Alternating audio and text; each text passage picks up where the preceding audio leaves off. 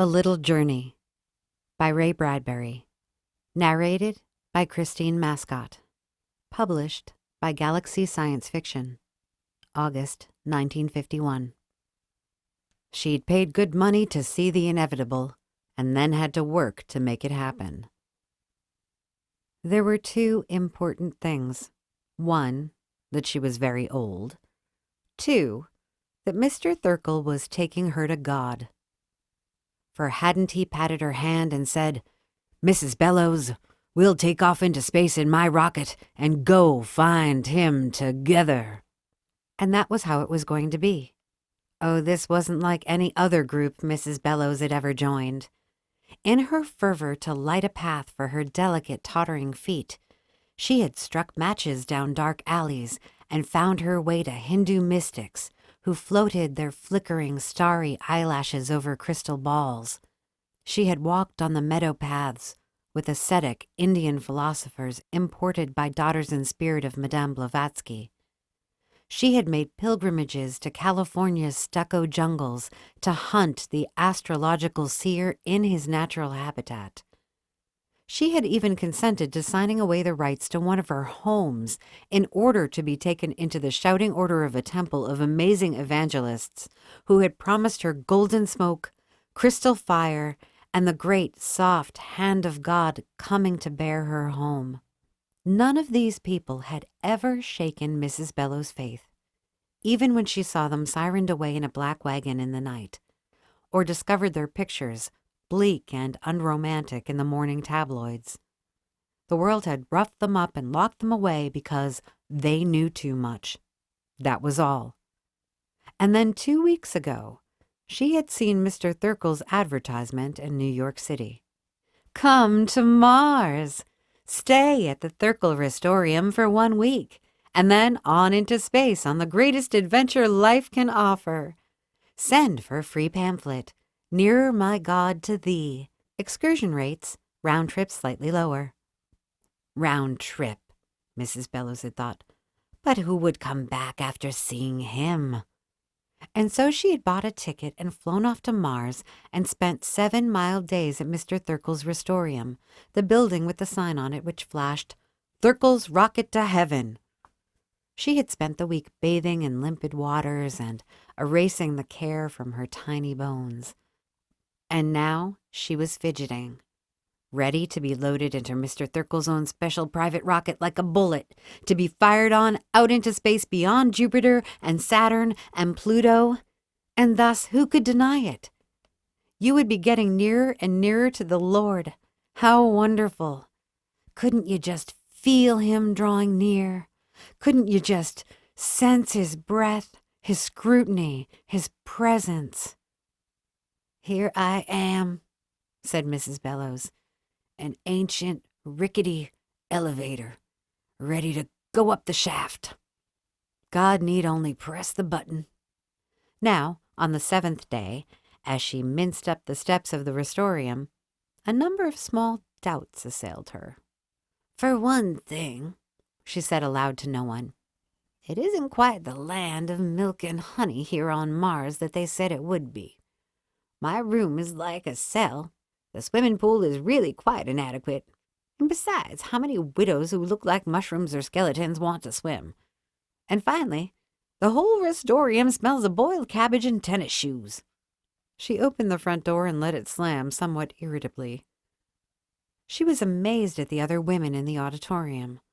It was like wandering in a carnival mirror maze, coming again and again upon yourself. The same flowery face, the same chicken hands and jingling bracelets. One after another of the images of herself floated before her. She put out her hand, but it wasn't a mirror. It was another lady shaking her fingers and saying, "We're waiting for Mr. Thurkell. Shh." "Ah," whispered everyone. The velvet curtains parted. Mr. Thurkell appeared, fantastically serene, his Egyptian eyes upon everyone. But there was something, nevertheless, in his appearance which made one expect him to call, "Hi!" while fuzzy dogs jumped over his legs, through his hooped arms, and over his back. Then, dogs and all, he should dance with a dazzling piano keyboard smile off into the wings. Mrs. Bellows, with a secret part of her mind which she constantly had to grip tightly, expected to hear a cheap Chinese gong sound when Mr. Thirkell entered. His large, liquid eyes were so improbable that one of the old ladies had facetiously claimed she saw a mosquito cloud hovering over them as they did around summer rain barrels. And Mrs. Bellows sometimes caught the scent of the theatrical mothball and the smell of calliope steam on his sharply pressed suit. But with the same savage rationalization that had greeted all other disappointments in her rickety life, she bit at the suspicion and whispered, "This time it's real. This time it'll work. Haven't we got a rocket?"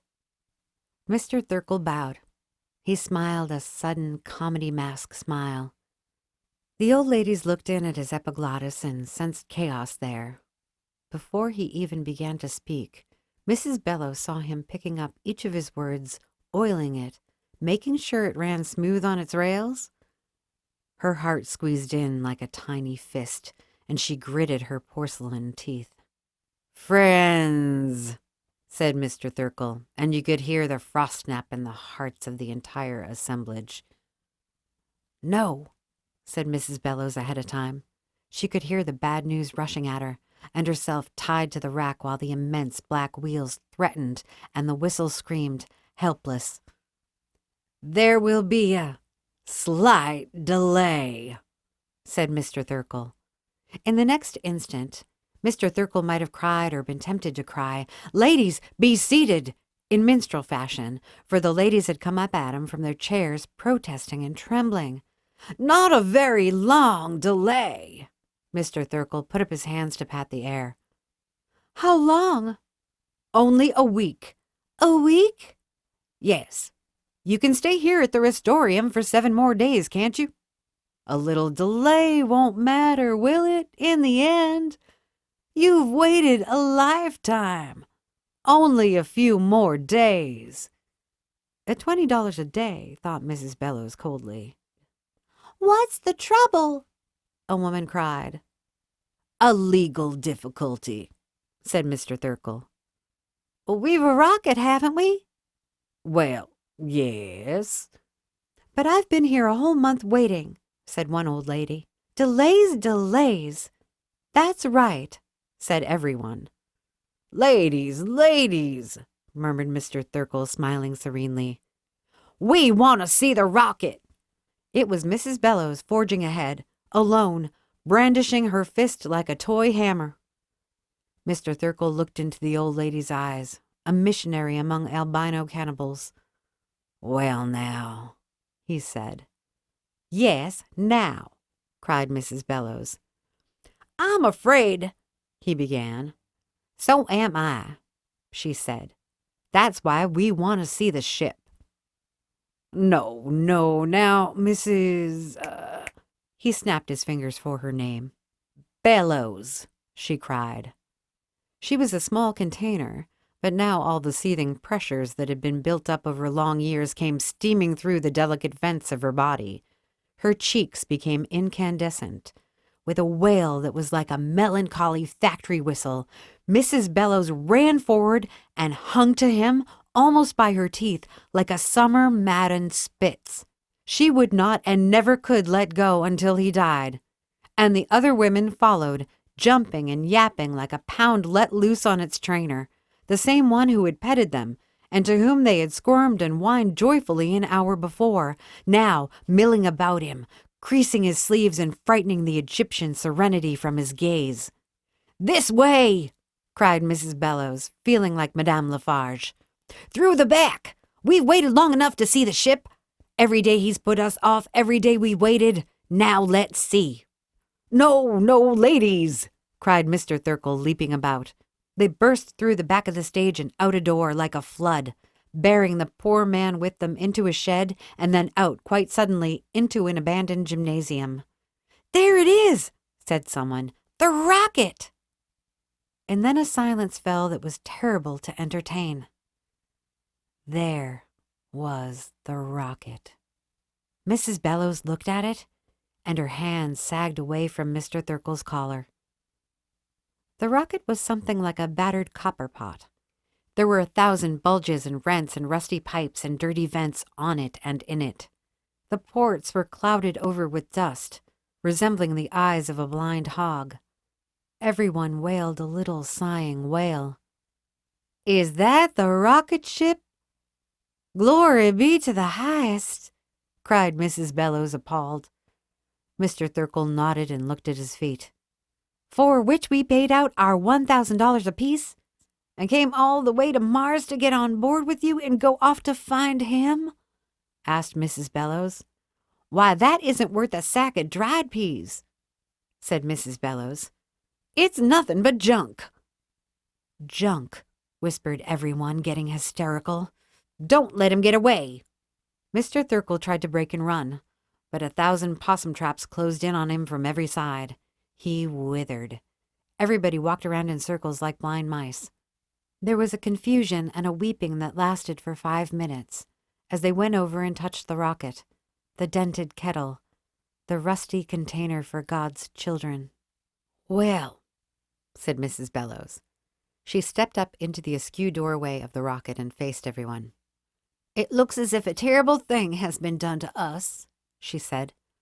"I haven't any money to go back home to Earth, and I've too much pride to go to the government and tell them a common man like this has fooled us out of our life savings.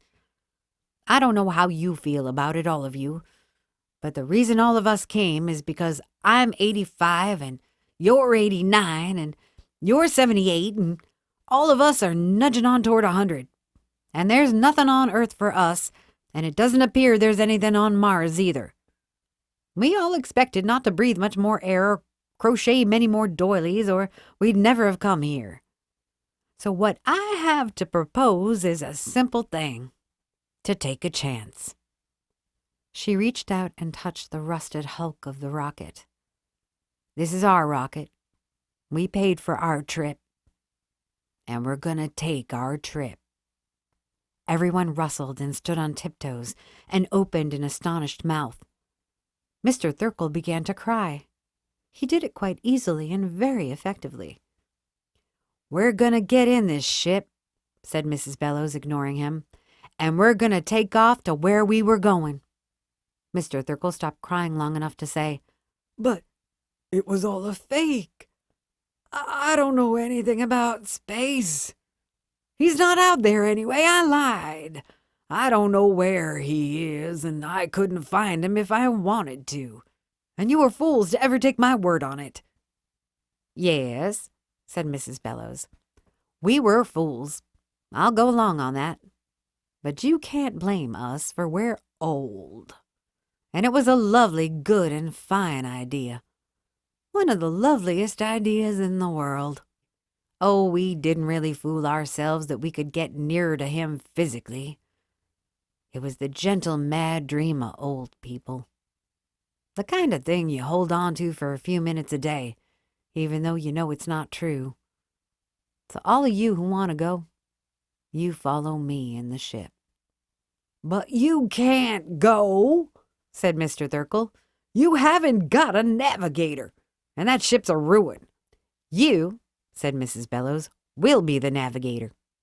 She stepped into the ship, and after a moment the other old ladies pressed forward. Mr. Thirkle, windmilling his arms frantically, was, nevertheless, pressed through the port, and in a minute the door slammed shut. Mr. Thirkle was strapped down into the navigator's seat, with everyone talking at once and holding him down.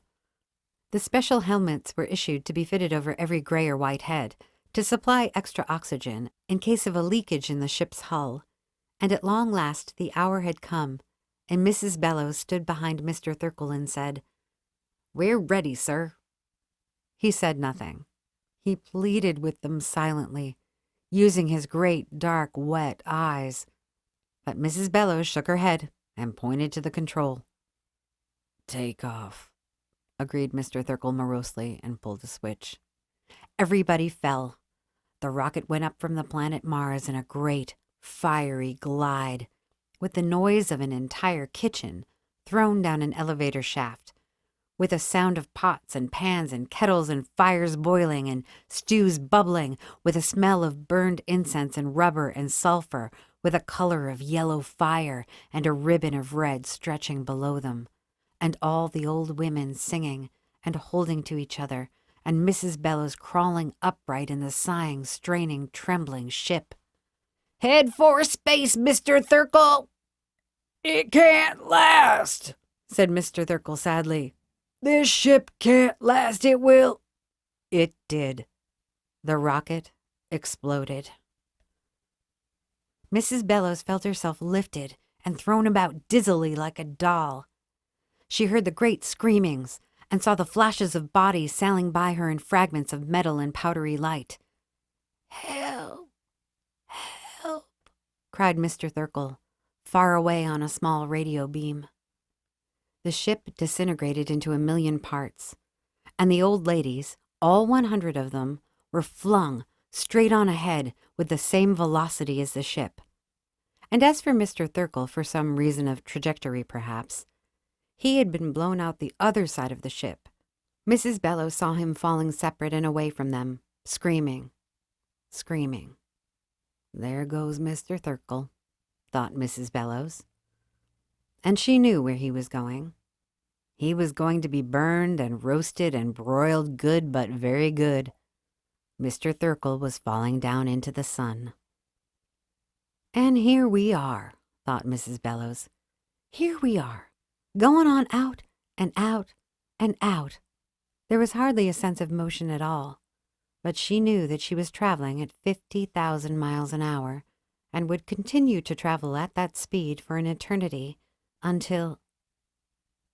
She saw the other women swinging all about her in their own trajectories, a few minutes of oxygen left to each of them in their helmets, and each was looking up to where they were going.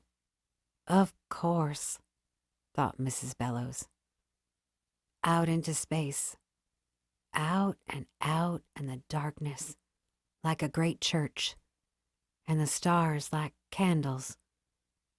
And in spite of everything, Mr. Thurkle, the rocket and the dishonesty, we are going toward the Lord. And there, yes, there, as she fell on and on, coming toward her, she could almost discern the outline now. Coming toward her was his mighty golden hand, reaching down to hold her and comfort her like a frightened sparrow. "I'm Mrs. Amelia Bellows," she said quietly in her best company voice. "I'm from the planet Earth." The end.